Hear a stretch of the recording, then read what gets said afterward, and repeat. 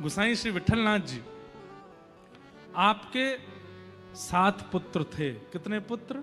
7। एक दिन आपने मंदिर जाते हुए एक चूड़ी पहनाने वाली को देखा, उससे कह दिया मेरी 7 बहुएं हैं, घर पे जाके उनको चूड़ी पहना दो और उसका जो भी वेतन हो हमसे ले लेना। मेहतरानी वो चूड़ी पहनाने वाली गई घर पे, और उसने जब 7 बहुओं को चूड़ी पहना दी तो 8वां हाथ आया किशोरी जी का। छोटे छोटे हाथ किशोरी जी ने अपने हाथ आगे किए। अब वो चूड़ी पहनाने वाली बोली मेरे को तो 7 की आज्ञा, लेकिन इतनी सुंदर, इतनी सुकुमारी और नेक सी लाली हाथ आगे कर रही है। रुका नहीं गया, उसने पहना दिए और जाकर के गोसाई विठलनाथ जी से कहा मैंने आपकी 8 बहुओं को चूड़ी पहना दी।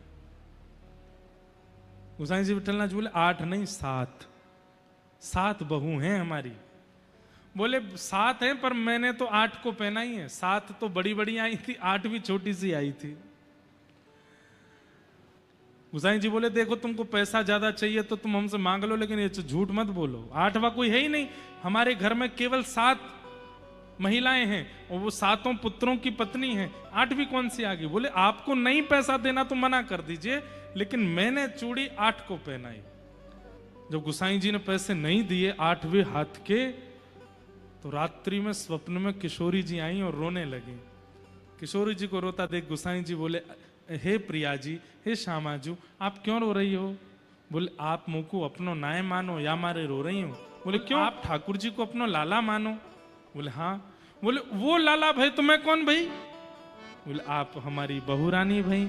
बोले बहू रानी भाई तो केवल आपने 7 बहुओं को ही चूड़ी क्यों पहनवाई? 8वीं बहू का चिंतन आपके मन में क्यों नहीं आया? और मैंने अगर अपने आप हाथ पकड़ ली तो आपने पैसे नहीं दिए उसको। ये बात सुनकर के गोसाई जी बहुत रोए। बोले मुझको क्षमा कर दो, मुझ से अपराध है क्यों?